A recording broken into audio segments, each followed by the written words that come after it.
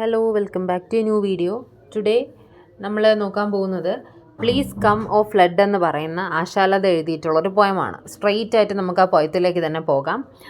ഈ ഒരു പോയം എന്ന് പറയുന്നത് എന്തിനാണ് ക്രിട്ടിസൈസ് ചെയ്യുന്നത്? അതായത് വുമൺ ഒബ്ജക്റ്റിഫിക്കേഷനെ ക്രിട്ടിസൈസ് ചെയ്തുകൊണ്ട് എഴുതുന്നൊരു പോയമാണ്. വുമൺ ഒബ്ജക്റ്റിഫിക്കേഷൻ എന്ന് പറയുമ്പോൾ സ്ത്രീകളെ ഒരു ഒബ്ജക്റ്റായിട്ട് കാണുന്നു. സൊസൈറ്റി ഇപ്പോൾ അങ്ങനെ കാണുന്നുണ്ട്. അല്ലെങ്കിൽ അത്തരത്തിലുള്ള ഫിലിമുകൾ, അഡ്വർടൈസ്മെൻറ്റുകളൊക്കെ വന്നിട്ടുണ്ട്. അപ്പം അതിനെതിരെ ക്രിട്ടിസൈസ് ചെയ്തുകൊണ്ട് എഴുതിയൊരു പോയമാണ് പ്ലീസ് കം ഓ ഫ്ലഡ് എന്ന് പറയുന്നത്. ഈ ഒരു പോയം പബ്ലിഷ് ചെയ്തേക്കുന്നത് മോഡേൺ ലിറ്ററേച്ചർ വെബ്സൈറ്റിലായിട്ടാണ് പബ്ലിഷ് ചെയ്തേക്കുന്നത്. 7/2020, അതായത് 2020 എന്ത് ചെയ്യുന്നത്, പബ്ലിഷ് ചെയ്യുന്നത്. അപ്പം ഈ പോയത്തിൽ ഒരുപാട് റെഫറൻസ് പറയുന്നുണ്ട്, ഒരുപാട് ടേംസ് പറയുന്നുണ്ട്. അതായത് മെയിൽ ഗെയ്സ്, പനപ്റ്റിക്കോൺ, അതുപോലുള്ള 1-2 ടേംസ് പറയുന്നുണ്ട്. അപ്പം നമുക്ക് പോയത്തിലൊക്കെ കിടക്കാം. അപ്പോൾ ആദ്യം തന്നെ പറയുന്നത് come let us sit in the shade of the boat Pareekutty invited. അപ്പം ഞാൻ ജസ്റ്റ് സമ്മറി പറഞ്ഞു പോവാണ് കേട്ടോ. അപ്പോൾ ആദ്യം തന്നെ പരീക്കുട്ടി ആൻഡ് കറുത്തമ്മ, ഇവർ രണ്ടിൻ്റെ പേര് പറയുമ്പോൾ തന്നെ നമുക്ക് മനസ്സിലാക്കാനായിട്ട് പറ്റുന്നുണ്ട് ചെമ്മീൻ ഫിലിമിൻ്റെ ഒരു റെഫറൻസ് ഈ ഒരു പോയത്തിനുണ്ട് എന്നുള്ളത്. അപ്പോൾ ഈ കറുത്തമ്മ ആയിക്കോട്ടെ, പരീക്കുട്ടി ആയിക്കോട്ടെ, പരീക്കുട്ടി എന്ത് ചെയ്യാണ്, കറുത്തമ്മയെ ഇൻവൈറ്റ് ചെയ്യാണ്, വിളിക്കുകയാണ്. അതായത് ഇങ്ങോട്ട് വരാനായിട്ട്, ആ ഒരു ബോട്ടിനരികിലേക്ക് വരാനായിട്ട് കറുത്തമ്മ എന്ത് ചെയ്യാണ്, കറുത്തമ്മയെ പരീക്കുട്ടി വിളിക്കുകയാണ്. അപ്പം അങ്ങനെ വിളിക്കുന്നത് എന്തിനു വേണ്ടിയിട്ടാണെന്ന് ചോദിച്ചാൽ അവർക്കൊരു ക്വാളിറ്റി ടൈം സ്പെൻഡ് ചെയ്യാൻ വേണ്ടിയിട്ടാണ് എന്നുള്ളതാണ്. അപ്പം നമുക്ക് പിന്നെ പറയുന്നത് കറുത്തമ്മയുടെ ഒരു അട്ടയറാണ് പറയുന്നത്. അവൾ ധരിച്ചിരുന്നത് ഒരു ബ്ലൗസായിരുന്നു. ആ ബ്ലൗസ് എന്ന് പറയുന്നത് പോൾക്ക ഡോട്ട് ബ്ലൗസാണ്. അതായത് ഡോട്ടുള്ളൊരു ബ്ലൗസാണ് എന്ത് ചെയ്യുന്നത്, ധരിച്ചിരുന്നത്. അപ്പം കറുത്തമ്മ എപ്പോഴും നമ്മൾ ഫിലിം പോസ്റ്റേഴ്സിലൊക്കെ കാണുമ്പോൾ കറുത്തമ്മ ഇരിക്കുന്നത് കണ്ണൊക്കെ ഇങ്ങനെ താഴ്ത്തിയാണ് ഇരിക്കുന്നത്. ആ ഒരു പോസ് തന്നെയാണ് ഇപ്പോഴും എന്ത് ചെയ്തേക്കുന്നത്, കൊടുത്തേക്കുന്നത്.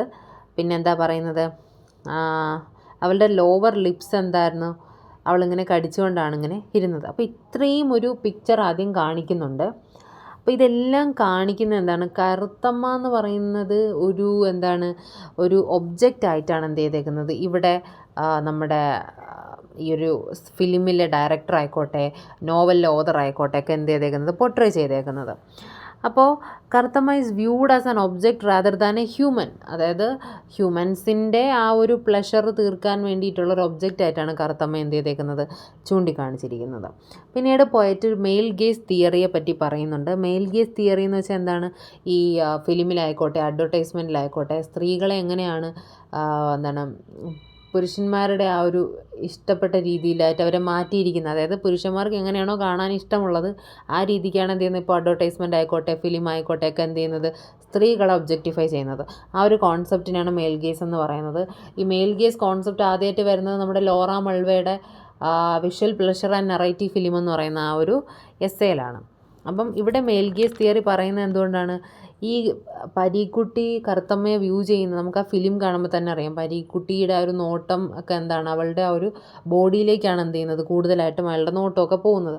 അപ്പോൾ ഇവിടെ പരീക്കുട്ടിയുടെ ആ ഒരു വ്യൂവിന്, ആ ഒരു കണ്ണുകളെ എന്തുമായിട്ടാണ് കമ്പയർ ചെയ്തേക്കുന്നത്, മാർക്കസ് ബട്ട്ലയുടെ ക്യാമറയായിട്ടാണ് കമ്പയർ ചെയ്തേക്കുന്നത്. മാർക്കസ് ബട്ട്ലെ എന്ന് പറയുന്നത് ഈ ചെമ്മീൻ ഫിലിമിൻ്റെ സിനിമാറ്റോഗ്രാഫറാണ്. അദ്ദേഹത്തിൻ്റെ ക്യാമറയായിട്ട് ആരെ കമ്പയർ ചെയ്തേക്കുന്നു, ഈ ഒരു പരീക്കുട്ടിയുടെ കണ്ണുകളെ കമ്പയർ ചെയ്തേക്കുന്നു. കാരണം പരീക്കുട്ടി കറുത്തമ്മയുടെ ആ ഒരു ബോഡ്ലി ഫീച്ചേഴ്സിനെ എങ്ങനെയാണ് നോക്കി കാണുന്നത്, അവിടെ ഇവിടെയൊക്കെ അങ്ങനെ നോക്കുന്നതൊക്കെ എന്താണ്, അതാണ് ഇവിടെ പോർട്രേ ചെയ്തേക്കുന്നത്. പിന്നെ പറയുന്നത് ഒരു പനപ്റ്റിക്കോൺ എന്ന് പറയുന്ന ഒരു കോൺസെപ്റ്റ് പറയുന്നുണ്ട്. ഒരു ഓൾഡ് മാൻ്റെ കഥ പറഞ്ഞുകൊണ്ടാണ് ഈ പനപ്റ്റിക്കോൺ കോൺസെപ്റ്റ് പറയുന്നത്. അതായത് ഇവരിങ്ങനെ ഈ ബോട്ടിനവിടെ ഇരിക്കുന്നത്, ഒരു ഓൾഡ് മാൻ എന്ത് ചെയ്യുന്നുണ്ട്, കുറച്ച് ദൂരെ നിന്നിങ്ങനെ നോക്കുന്നതായിട്ട് കാണിക്കുന്നുണ്ട്. ആൻ ഓൾഡ് മാൻ ഫ്രം പനപ്റ്റിക്കോൺ എന്നാണ് പറയുന്നത്. ആ മാനെ എന്തുകൊണ്ടാണ് പനപ്റ്റിക്കോൺ എന്ന് പറയാൻ കാരണം? അപ്പോൾ എന്താ പനപ്റ്റിക്കോൺ കോൺസെപ്റ്റ് എന്ന് പറയുന്നത്? പനപ്റ്റിക്കോൺ എന്ന് പറയുന്നത് ജെർമി ബന്ധം കൊണ്ടുവന്നിട്ടുള്ള ഒരു ടൈപ്പ് ഓഫ് ഇൻസ്റ്റിറ്റ്യൂഷണൽ ബിൽഡിംഗ് ആണ്. അതായത് ഈ പ്രിസണിലൊക്കെ കൂടുതലായിട്ട് ഈ ഒരു കോൺസെപ്റ്റ് വരാം. അതായത് ഒരു ഗാർഡിന് ഒരു സെൻട്രൽ പൊസിഷനിൽ നിന്നുകൊണ്ട് ആ പ്രിസണിലുള്ള ആൾക്കാരെ വ്യൂ ചെയ്യാനായിട്ട് പറ്റും. അതായത് പ്രിസണേഴ്സ് അറിയാതെ സെല്ലിലുള്ള പ്രിസണേഴ്സ് അറിയാതെ സെൻട്രൽ വാച്ച് ഓവറിൽ നിന്നുകൊണ്ട് പ്രിസണേഴ്സിനെ വ്യൂ ചെയ്യാൻ പറ്റുന്ന ഒരു ടൈപ്പ് ഓഫ് ബിൽഡിംഗ്, അത്തരത്തിൽ കെട്ടിയിരിക്കുന്ന ഒരു സർക്കുലർ ബിൽഡിംഗ് ആണ് പനപ്റ്റിക്കോൺ എന്ന് പറയുന്നത്. അപ്പോൾ ഇതുപോലെ ഇങ്ങനെ പ്രിസണേഴ്സിനെ വാച്ച് ചെയ്യുന്നു എന്നുള്ളത് പ്രിസണേഴ്സിന് അറിയില്ല, ഗാർഡ്സിന് മാത്രമേ കാണാനായിട്ട് പറ്റൂ. അതുപോലെ ഈ ഓൾഡ് മാൻ എന്ത് ചെയ്തുകൊണ്ടിരിക്കുകയാണ്, ഇവരെ രണ്ടുപേരെയും നോക്കിക്കൊണ്ടിരിക്കുകയാണ്. പക്ഷേ അവരെന്താണ്, അവരുടെ കാര്യങ്ങളിൽ എൻഗേജ്ഡ് ആണ്, അവർ അറിയുന്നില്ല. ബട്ട് ഈ ഓൾഡ് മാൻ നോക്കുന്നുണ്ട്. പക്ഷേ അയാൾ കൂടുതൽ നോക്കുന്നത് കറുത്തമ്മയുടെ ആ ഒരു ഫീച്ചേഴ്സും ആ ഒരു ബോഡ്ലി ക്യാരക്ടേഴ്സൊക്കെ തന്നെയാണ് എന്ത് ചെയ്യുന്നത്, നോക്കുന്നത്. അപ്പം എല്ലാവരും കറുത്തമ്മയെ എന്താണ് നോക്കുന്നത്, ഒരു ബാഡ് വുമൺ, ഒരു ബാഡ് ഐസിലാണ് നോക്കുന്നത്. അവളെ എല്ലാവരും ഫ്ലേർട്ട് ചെയ്യാണ് ചെയ്യുന്നത്. അവളുടെ ഫീച്ചേഴ്സ് എല്ലാവരും നോക്കിയിരുന്നത് മറ്റൊരു കണ്ണുകളിലൂടെയാണ് എന്ത് ചെയ്തിരുന്നത്, നോക്കിയിരുന്നത്. അപ്പോൾ പോയതിൻ്റെ അവസാനം വരുമ്പോൾ നമുക്ക് കാണാൻ പറ്റുന്നതെന്ന് വെച്ചാൽ ദൈവം എന്താണ് ഒരു കാറ്റ് ഉണ്ടാക്കുന്നു ഫ്രം ഈസ്റ്റ് ആൻഡ് വെസ്റ്റ്. ഈസ്റ്റിൽ നിന്ന് വെസ്റ്റിൽ നിന്നൊക്കെ ഒരു കാറ്റുണ്ടാക്കിയാണ് അവിടെ ഫ്ലഡ് ഉണ്ടാകുന്നത് എന്നാണ് ആശാലത പറയുന്നത്. അതായത് ഒരു ഫിലിം ആയിക്കോട്ടെ, ഒരു നോവൽ ആയിക്കോട്ടെ, അതിൻ്റെ എൻഡിൽ നമുക്ക് കാണാൻ പറ്റുന്നത് ഒരു വലിയ ഫ്ലഡ് വരുന്നു, കറുത്തമ്മയുടെ ഹസ്ബൻഡ് മരിച്ചു പോകുന്നു, അങ്ങനെയൊക്കെയാണ് നമുക്ക് കാണാൻ പറ്റുന്നത് അല്ലേ. അപ്പം ആ ഒരു ഫ്ലഡ് ഉണ്ടാവുന്നതിനുള്ള കാരണം എന്ന് പറയുന്നത് ദൈവം എന്താണ് ആണ് ഉണ്ടാക്കിയെന്നാണ് നമ്മുടെ പൊയറ്റ് പറയുന്നത്. അപ്പോൾ അതായത് ദൈവത്തിന് ഒരിക്കലും ഇത്തരത്തിൽ ഉള്ളൊരു കോൺസെപ്റ്റ് ടോളറേറ്റ് ചെയ്യാൻ പറ്റുന്നില്ല. കാരണം ഒരു വുമണിനെ ഇത്രത്തോളം ഒബ്ജക്റ്റിഫൈ ചെയ്യുന്നത് ദൈവത്തിന് കാണാൻ പറ്റാത്തത് കൊണ്ടാണ് ദൈവം എന്ത് ചെയ്യുന്നത്, ഫ്ലഡ് ഉണ്ടാക്കിയെന്നാണ് ആശാലത പറയുന്നത്.